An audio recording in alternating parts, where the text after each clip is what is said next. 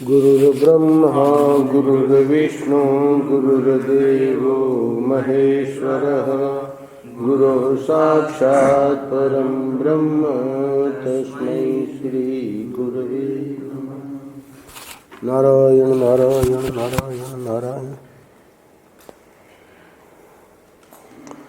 6 जनवरी आज आनंद रस रत्नाकर में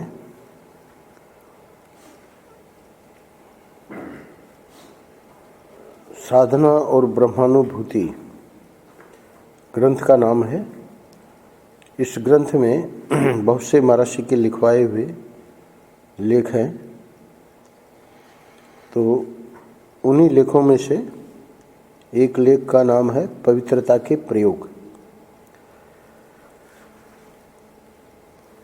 पवित्रता के प्रयोग में शिष्य और गुरु का संवाद है। तो इस लेख में आज के पृष्ठ में हम देखेंगे कि प्रैक्टिकल यानी शिष्य जो है, प्रयोग का अर्थ होता है प्रैक्टिकल, थ्योरी का अर्थ होता है कि हमने सिद्धांत को समझ लिया, जान लिया, शास्त्र क्या कहते हैं, पर उसको जीवन में उतारना, उसको कहेंगे प्रयोग। तो जीवन में उतारना कहो, प्रयोग कहो। तो पवित्रता के प्रयोग में अपवित्र क्या है? अपवित्र है हमारे विकार, काम, क्रोध, लोभ, मोह, मद, मात्सर्य, ये जो 6 गिनाए जाते हैं और इन्हीं का परिवार, तो ये सब अपवित्र है। अब पवित्रता के प्रयोग में आज के पृष्ठ में अपमान को लेकर बताया जाएगा कि अपमान, आज का शीर्षक है प्रसाद का जनक। कोई भी व्यक्ति जो सामान्य व्यक्ति है वो पढ़ेगा तो कहेगा कि ये शीर्षक गलत है। क्यों? अपमान जब भी होता है तो वह दुख का जनक होता है। प्रसाद का अर्थ है प्रसन्नता, सुख।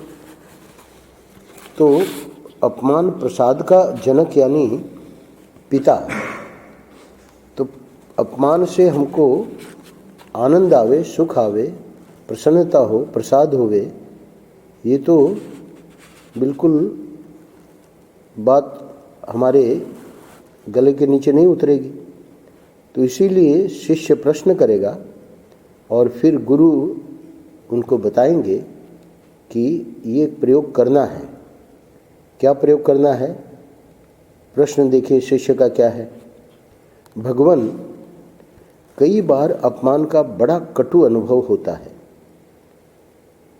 लोग तरह तरह से अपमान कर देते हैं, क्या करूं?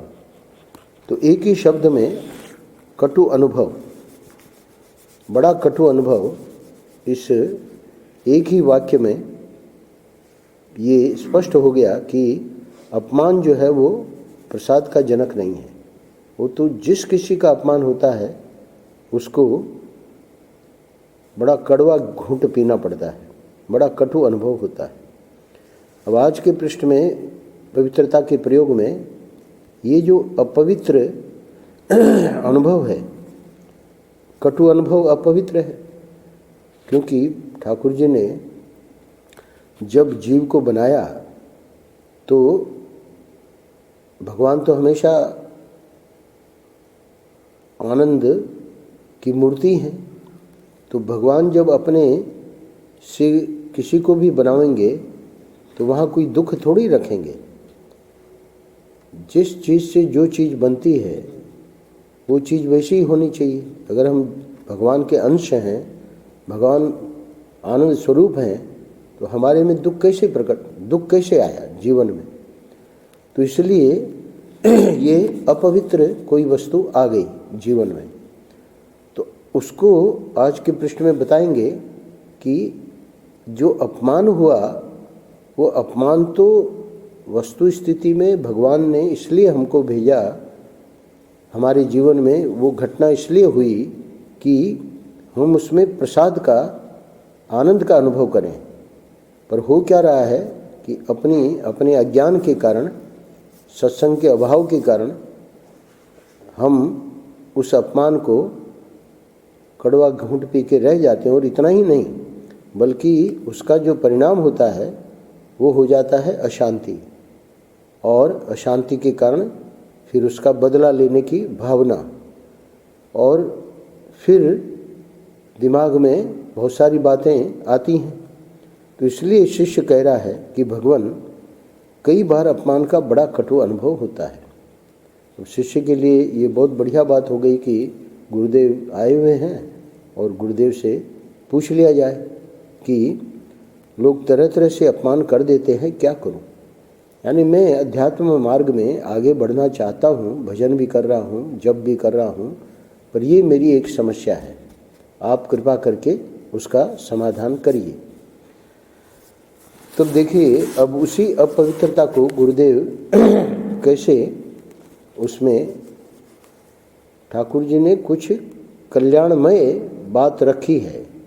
उस कल्याणमय बात को गुरुदेव बताएंगे कि कैसे उसको ढूंढना है। गुरुदेव क्या कहते हैं, जब तुम्हें अपमान का अनुभव होता है तब तुम ऐसी भूमि में उतर आए रहते हो जहां अपमान तुम्हारा स्पर्श कर सकता है। समझो कि हम किसी कोठरी में अंदर घुस गए, उसमें कोयले रखे हैं, है ना, तो स्वाभाविक है कि काजल की कोठरी में कितनों ही सयानो जाए, काजल की रेख लागे है तो लागे हैं। तो वो जिस भूमि में हम उतर आए हैं, शिष्य को कह रहे हैं गुरु, शिष्य को कहिए हम लोग भी इसी का अनुभव करते हैं, अपने पर भी हम घटा सकते हैं। तो जब तुम्हें अपमान का अनुभव होता है ना, हम अपने को ही शिष्य मान लें, तब तुम ऐसी भूमि में उतर आए रहते हो जहां अपमान तुम्हारा स्पर्श कर सकता है। तुम ऐसी भूमि में, ऐसी स्थिति में रहा करो जहां अपमान की पहुंच ही नहीं है। बस गुरु ने तो इतना ही वाक्य कहा, पर आगे बताएंगे, ये प्रयोग है ना, तो इस प्रयोग में फिर शिष्य ने इस पे विचार किया कि गुरु जी ने ये बात कही, उसका क्या अर्थ है। तो पहले गुरु ने बात कही, उसको समझ लीजिए। दो बातें कही। एक तो ये कहा कि ये जो कटु अनुभव है वो तभी होगा जब हम ऐसी भूमि में उतर आए हैं जब वो अपमान हमारा स्पर्श कर सकता है। तो इसका अर्थ है कि महर्षि का एक वाक्य कैलेंडर में कि जैसे घड़ी शॉक प्रूफ होती है, गिर जाए, है ना, कुछ नहीं होता क्योंकि उसको बनाया ऐसे गया है, वाटर प्रूफ होती है, वैसे अपने को दुख प्रूफ बनाओ। तो हम अपने को दुख प्रूफ कैसे बनाएं? उस भूमि में, दुख वाली भूमि में न उतरें। दुख प्रूफ बनाने का एक ही तरीका है। क्या तरीका है आज बताएंगे। तो तुम ऐसी भूमि में, ऐसी स्थिति में रहा करो जहां अपमान की पहुंच ही नहीं है। तो ऐसी भूमि कहाँ है? मैंने अभी अभी बताया, ठाकुर जी आनंद स्वरूप हैं, गुरुदेव आनंद स्वरूप हैं। अगर हम उनको पकड़े रहें, मार्कंडेय के बारे में आया है कि उसकी 18 साल की उम्र में मृत्यु होनी थी, पर भगवान शंकर ने कह दिया कि बस तुम हमको पकड़े रहना, फिर यमराज तुम्हारा कुछ नहीं बिगाड़ सकता। बस जैसे ही यमराज आए, वो जो शिव जी की पिंडी ओंकारेश्वर महादेव है ना, पकड़ लिया मार्कंडेय ने। भगवान शंकर प्रकट हो गए और यमराज को एक लात मारी, है ना। तो कहने का मतलब, कौन सी भूमि ऐसी है जहाँ अपमान की पहुँच ही नहीं है? अरे किसी की पहुँच नहीं है, न वहाँ काम, न क्रोध, न लोभ, न मोह, न मद, न मात्सर्य, किसी की भी वहाँ पहुँच नहीं है। वो भूमि है सद्गुरुदेव, है ना, ठाकुर जी। तो उनके साथ जब हमारा संबंध रहेगा तो हमको ये सब अनुभव नहीं होगा, परंतु है ना, हम उनको भूल गए और अपने देह में आ गए। अब देखिए विचार करेगा वो शिष्य, ये एक सूत्र दिया है गुरु जी ने उस शिष्य का विचार देखिए। मैं सोचने लगा, जब मुझे अपमान की अनुभूति होती है तब मैं कहाँ रहता हूँ? अपमान होता ही किसका है? दो बातों पे उसने विचार किया। एक तो मैं कहाँ रहता हूँ और दूसरा अपमान होता ही किसका है। तो विचार में ये तीन बातें उसके आई। उसने विचार करके और गुरु की बात पे विचार किया कि गुरुदेव जब कह रहे हैं कि मैं गलत जगह पे रहता हूँ तो मुझे सोचना चाहिए कि वो गलत जगह क्या है। तो मैं उस समय सम्मान या और किसी कामना के पाश में बद्ध रहता हूँ। उस समय मेरा निवास स्थान काम होता है, राम नहीं। तो स्पष्ट हो गया जो अभी अभी मैंने चर्चा की कि कौन सी भूमि ऐसी है जहाँ अपमान का पहुँच नहीं है? राम। और हम कहाँ पहुँच गए? काम में।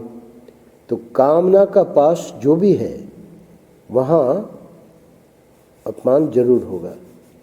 और अगर व्यक्ति सम्मान चाह रहा है तो और कठिन है, क्योंकि आवश्यक नहीं है कि सम्मान मिले। अरे हम लोगों की बात छोड़िए, अभी महाभारत में प्रसंग आने जा रहा है। राजसूय यज्ञ हुआ, इन चारों भाइयों ने पूरे भारत में विजय प्राप्त करके, यानी सब राजाओं को, किन्हीं को हरा के, किन्हीं को प्रेम से, सब ने एक स्वर से जब कहा कि हाँ युधिष्ठिर सम्राट हैं, तब वो राजसूय यज्ञ हो सकता है। अगर एक भी राजा ऐसा है जो कहता है कि नहीं युधिष्ठिर सम्राट नहीं है, क्षत्रियों का आप जानते ही हैं, तो जरासंध ही भगवान कृष्ण ने बताया कि कैसा है जिसको मारना जरूरी है। क्योंकि खैर तो अभी महाभारत की कथा हमको नहीं सुनानी है, पर आगे चल के यहाँ तक कि शिशुपाल, ये दोनों जो हैं जय विजय, ये बेचारे शापित होके हिरण्याक्ष हिरण्यकशिपु एक जन्म में, और रावण कुंभकर्ण एक जन्म में, और शिशुपाल दंतवक्र। तो शिशुपाल जो था वो भी राजा था, चेदी नरेश, उसने भी स्वीकार कर लिया। पर वहाँ जब राजसूय यज्ञ हुआ तो अग्र पूजा की जब बात हुई तो अग्र पूजा में भीष्म पितामह ने ये निर्णय दिया कि भगवान कृष्ण की अग्र पूजा होनी चाहिए। अब ये भगवान है ये सब किसी को नहीं पता है, भीष्म पितामह जानते हैं, पर बाकी किसी, क्योंकि भगवान जब आते हैं तो लीला ऐसी करते हैं कि व्यक्ति को लगेगा कि ये सामान्य है। तो शिशुपाल को लगा कि इतने बड़े बड़े राजा यहाँ आए हुए हैं, इतने बड़े बड़े आचार्य हैं, भीष्म पितामह हैं, और भी, और ये कृष्ण को, ग्वालिया को, इसको अग्र पूजा दी जा रही है। ये तो बिल्कुल भीष्म पितामह की बुद्धि खराब हो गई है। वहाँ स्पष्ट आया है, उसने भीष्म पितामह को कहा कि तुम बूढ़े हो गए हो, तुम्हारी बुद्धि खराब हो गई, ये अग्र पूजा के योग्य थोड़ी है। तो कहने का अर्थ है कि हम लोग अपने अपमान में, है ना, झुंझला जाते हैं। देखिए पूरी सभा में भगवान कृष्ण का अपमान किया जा रहा है, भीष्म पितामह का अपमान किया जा रहा है, और बहुत कोशिश की लोगों ने कि शिशुपाल चुप रहे, वो तो युद्ध करने के लिए तैयार हो गया। वो समझना ही नहीं था, क्योंकि उसको भी ये एक प्रकार का, जब ये पैदा हुआ था, भीष्म पितामह ने बाद में ये कथा सुनाई कि इसके 4 हाथ थे और एक तीसरी आंख यहाँ ललाट पे थी। तो अब वो माता ने यही सोचा कि भाई ऐसे पुत्र को रख के क्या करेंगे, है ना, तो सोच रहे थे कि इसको हटा दें, पर उतने में आकाशवाणी हुई कि नहीं, हटाने की जरूरत नहीं है। ये जिसकी गोद में जाए और ये 2 हाथ इसके जो एक्स्ट्रा है और ये आँख ये गायब हो जाए तो समझ लेना कि, हालांकि मरेगा तो उसी व्यक्ति से जिसकी गोद में ये जाएगा, और ये तीनों चीज़ें, 2 हाथ और 1 आँख गायब हो जाएगी, पर फिर भी इसको फेंकने की ज़रूरत नहीं है। तो सोचा कि माँ ने, चलो जो भी जिसकी गोद में जाएगा उसको प्रार्थना कर देंगे कि भाई इसको मत मारना, बोले मरेगा उसी के हाथ से। अनेक राजा आए, सबको बच्चे को देते थे गोद में, है ना, पर वो नहीं हुआ, वो हाथ और वो बने रहे। भगवान कृष्ण आए और उनकी गोद में जब ये दिया गया तो दोनों हाथ और आँख गायब हो गई। तो अब हुआ क्या, मतलब इन्हीं के द्वारा ये मरेगा। तो माँ ने कहा कि संबंध में थे, बुआई लगती थी ये शिशुपाल की माँ, तो कहा कि तुम बेटा इसको मारना मत। तो बोले ठीक है, मैं 100 अपराध इसके क्षमा कर दूंगा, है ना। अब वहाँ आया है वर्णन, इतनी गाली गलौज करी है इसने, इतना अपमान किया है। तो कहने का मतलब ये हमारा छोटा मोटा अपमान हो जाता है, उसमें हम लोग बौखला जाते हैं, ये कुछ नहीं है। महाभारत पढ़ेंगे तो पता लगेगा, सबका अपमान किया। आखिर में जब अपराधों की वो सीमा हो गई तो भगवान ने चक्र को याद किया और सब लोगों ने, पूरे समाज में देखा कि शिशुपाल की धड़ सिर से अलग हो गई, सिर धड़ से अलग हो गया, और वो जो ज्योति निकली, आत्म ज्योति उसकी, वो भगवान में समा गई। ज्योति पहले ऊपर उठी और वो ऊपर उठ के भगवान के अंदर समा गई, क्योंकि उनका पार्षद था। अब उसके बाद जन्म नहीं होना है, पहले जब हुआ तो उसमें भगवान में ज्योति नहीं समाई है। अब जो है ये वैकुंठ में पहुंच गए, शिशुपाल भी दंतवक्र भी, क्योंकि उसके बाद ये आखिरी जन्म था।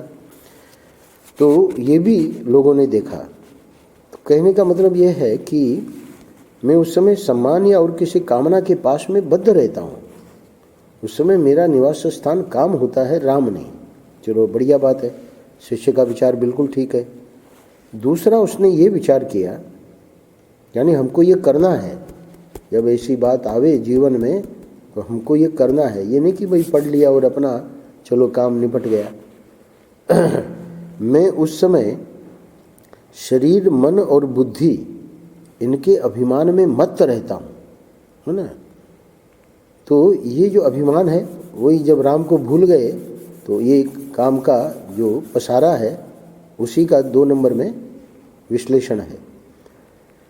या इनके विलासों में भूला रहता हूँ, यानी राम की याद उस समय नहीं आती, है ना।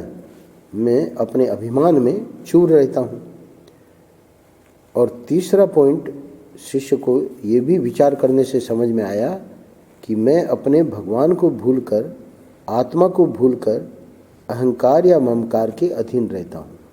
तीनों पॉइंट प्राय एक जैसे ही हैं, पर उसको साफ करके बता दिया कि अहंकार और ममकार जो है वो अपमान का हेतु है। अपमान, उसमें हमको कटु अनुभव होगा अपमान का। और वो क्यों हुआ, क्योंकि भगवान को भुला दिया। तो जो एक वाक्य या एक सूत्र दिया, उस सूत्र पर विचार किया उसने, तो उसका परिणाम यही निकला कि राम को हम भूल गए। यानी एक ही वाक्य में तीनों पॉइंट को लेना हो तो राम को जब हम भूल जाते हैं और हमारा निवास स्थान काम में होता है तो ये होगा ही होगा, इसको कोई नहीं मिटा सकता। तो फिर इसका अर्थ क्या हुआ? इसका अर्थ ये हुआ कि अपना अपमान स्वयं में ही करता हूँ, वो सामने वाला नहीं कर रहा है। क्योंकि हमको ये शिक्षा मिल रही है सत्संग में कि हमको ठाकुर जी को नहीं भूलना है। स्वामी राम सुखदास जी कितनी बढ़िया बात कहते हैं। कहते हैं कि जब भी संसार में जाओ ठाकुर जी को साथ में लेकर चलो। जब ठाकुर जी के पास रहो, यानी जब अपने भजन में रहो, तब संसार को नहीं रखना है। उस समय ये नहीं कि भाई मोबाइल रख रखा है और किसी का भी कॉल आ सकता है। अरे अपने कमल के जैसे बढ़िया सोना चाहिए, है ना। यही मतलब ये हमको परेशान करे ऐसे थोड़ी है। आएगा आएगा उसको, उसका भाग्य है ना भाई। हम ये सब क्यों पाले? वहाँ तो कीर्ति के भी 2 मिसकाल है। चलो हमारी बात छोड़ो, हम तो साफ कहते हैं कि हम किसी को दोषी इसलिए नहीं मानते हैं कि अगर हमको किसी को अटेंड करना है या कोई हमको अटेंड करे तो हमको मोबाइल रखना चाहिए। तो इसलिए हम कभी भी, कोई भी ऐसे आवे कि भाई न फलाने ने आपका फ़ोन, हमने फ़ोन किया उठाया नहीं, आपको मैसेज नहीं दिया, तो हम कहते हैं उसमें उसका कोई दोष नहीं है, दोष हमारा है, हमको मोबाइल रखना चाहिए। तो कहने का मतलब है कि ये जो हमारे जीवन की जो पद्धति है उसमें हम ठाकुर जी के साथ जुड़े हुए हैं। क्या कह रहे हैं स्वामी राम सुखदास जी, जब संसार में जाओ तो ठाकुर जी को साथ में लेकर चलो, बस कुछ भी नहीं है। ये तो अपमान को लेकर एक यहाँ आज पृष्ठ है, 5 प्रयोग किए हैं महाराष्ट्र ने, और भी पृष्ठ आवेंगे इसी में, कम से कम 3 मैंने यहाँ लिए हैं। तो लोभ को लेकर, क्रोध को लेकर, कैसे शिष्य और गुरु में, है ना, और वो साधना ब्रह्मानुभूति है हमारे शुभम के पास, कोई बात नहीं होने, तो हवा आएगी तो आएगी ही। तो ये तो आनंद है, जैसे बरसात होती है तो बरसात की आवाज़ रुकेगी थोड़ी। तो ये भी एक प्रकार का ठाकुर जी का खेल है। हाँ, तो इसमें राम सुखदास जी की बात याद रखनी है, संसार में जब हम जाएं तो ठाकुर जी को लेकर चलना है, और ठाकुर जी के साथ जब रहें, यानी जब हम अपने भजन में हैं या अपने विश्राम में हैं, तो विश्राम में क्या होता है, विश्राम में जाने के पहले ठाकुर जी को याद करो, विश्राम करो, भले रात को सोना भी है तब भी, और उठते ही ठाकुर जी को याद करो। तो पूरे अपनी निद्रा में हमने ठाकुर जी को अंदर ले लिया। तो चाहे दोपहर का विश्राम हो, चाहे रात का नींद हो, तो इसलिए वहाँ ये सब बवाल की जरूरत नहीं है। अपना अपमान स्वयं मैं ही करता हूँ, मुझे स्वयं अपने को ही दंड देना चाहिए, है ना। अब वहाँ क्या हो रहा है, जैसे ही अपमान हुआ वैसे ही हमारे हृदय में अशांति और बदला कैसे लें उसका, ये सब गलत। जो साधक है वो तुरंत समझ जाएगा कि अपमान, मैं राम को भूल गया इसलिए मेरा ये अपमान हुआ, और इसका दंड मुझे और किसी को नहीं देना है, अपमान करने वाले को नहीं देना है, मुझे अपने को ही देना है। दूसरों के द्वारा हुआ अपमान मेरा स्पर्श नहीं कर सकता।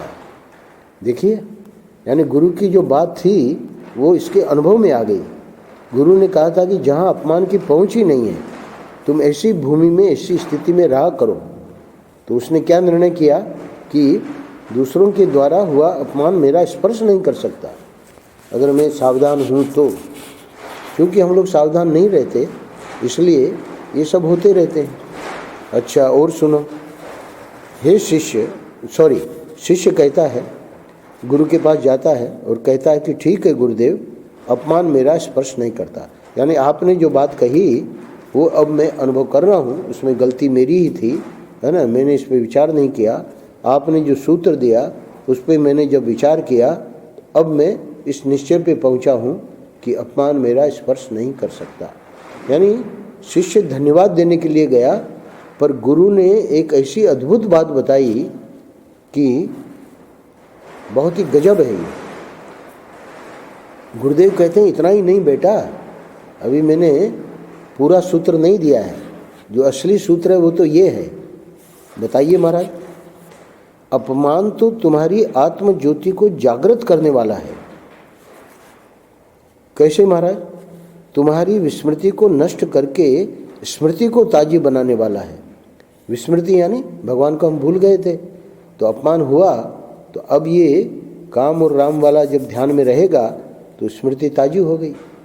अच्छा, तो फिर इसका सिर्फ इतना ही नहीं कि अब हम जो है अपमानित नहीं रहेंगे और अपने में शांति महसूस कर लेंगे, संतोष कर लेंगे कि चलो भगवान ने जो भी है ना, हमको अपने को ही दंड देना। इतना ही नहीं, सुनो, अपमान क्षोभ का नहीं प्रसाद का जनक है। ये तो उल्टी बात हो गई। अरे हम जानते हैं कि अपमान जो है वो क्षोभ का जनक है ना, और यहाँ गुरु कह रहे हैं कि अपमान क्षोभ का नहीं प्रसाद का जनक है, यानी प्रसन्नता का, सुख का, आनंद का जनक है। उससे आनंद होना चाहिए। तो आनंद होना चाहिए यानी अपमान हो रहा है तो सामने वाले को नहीं कहना है ना कि ये तो बहुत बढ़िया किया तुमने, नहीं, मन ही मन, है ना।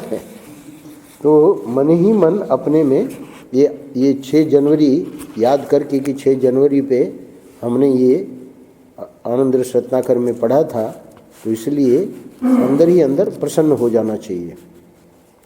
तो ये अपमान होते ही प्रसन्नता से खिल उठना चाहिए, यानी सामने वाला अपमान कर रहा है और हम ही हंस रहे हैं, ऐसे नहीं, है ना। ये तो व्यवहार बहुत गलत हो जाएगा।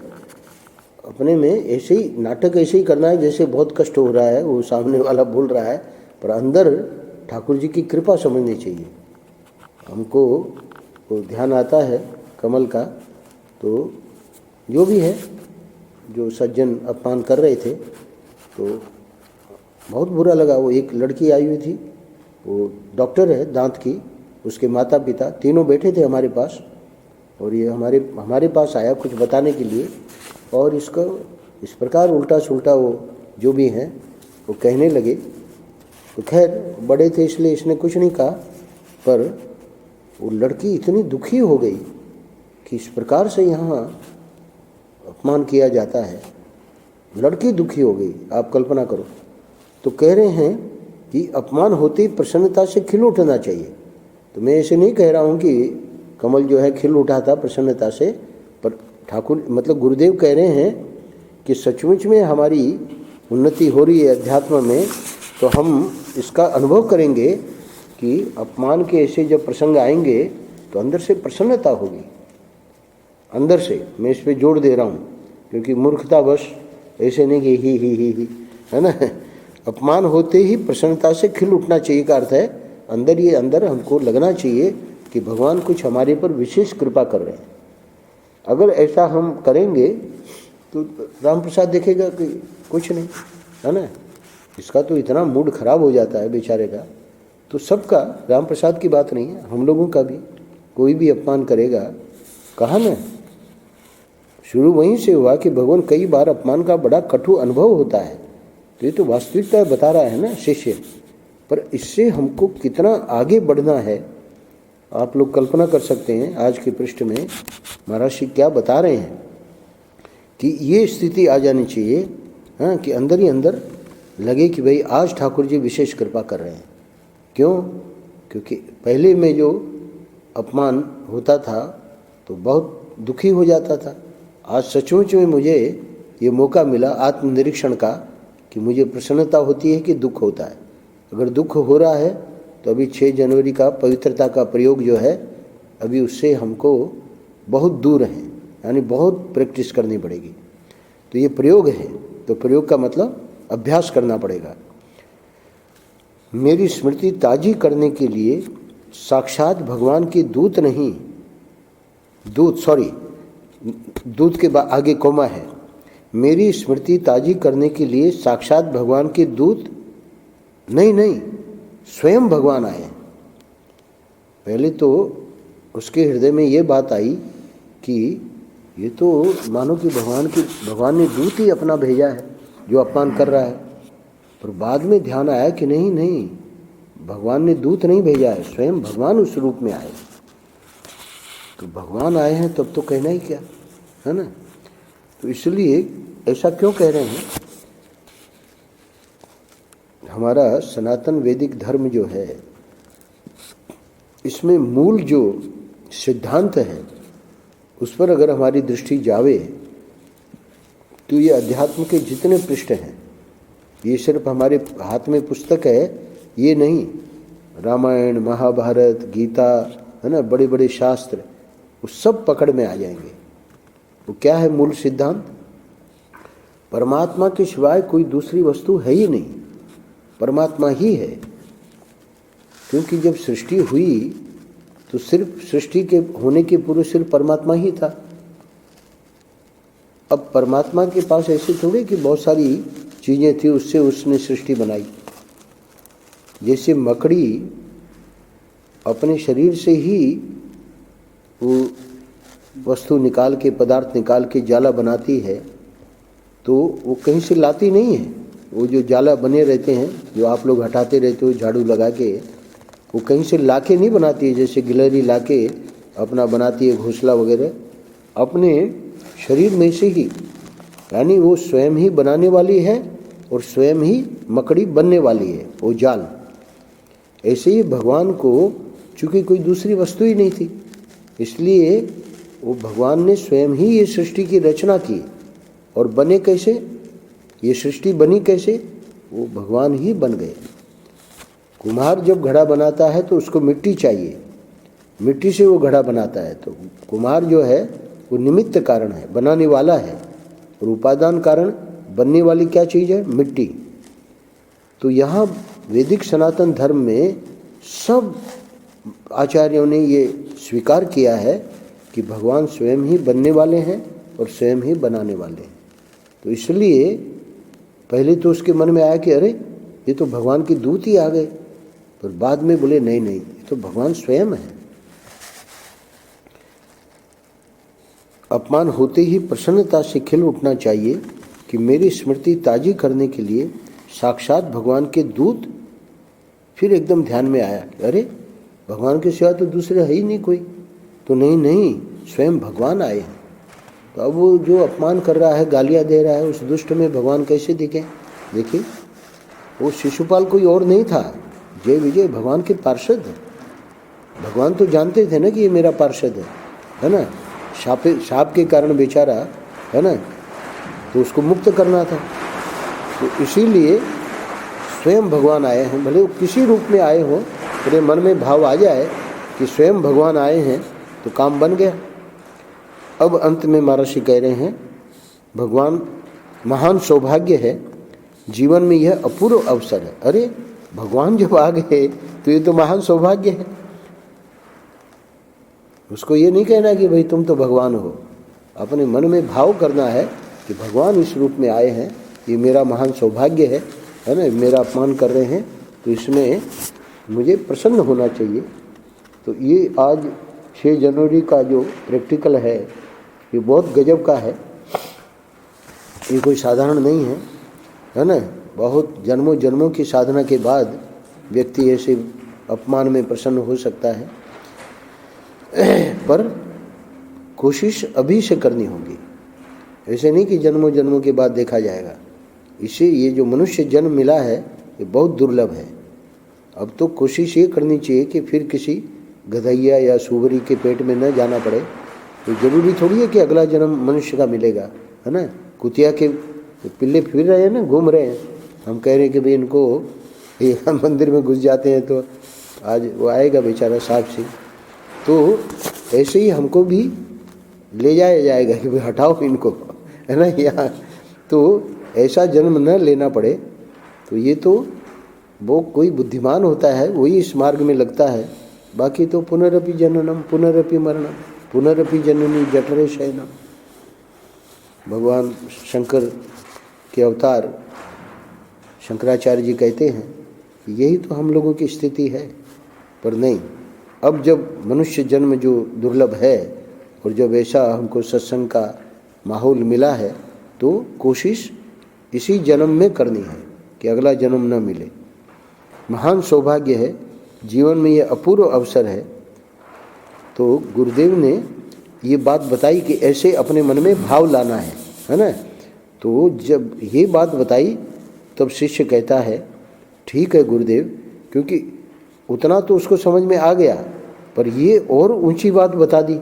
तो इसलिए उसको यही कहना पड़ा कि ठीक है गुरुदेव, आपकी कृपा और आशीर्वचन सर्वदा मेरे साथ हैं, यानी आपकी कृपा से ये भी संभव हो जाएगा। नारायण नारायण नारायण नारायण। श्री राम जय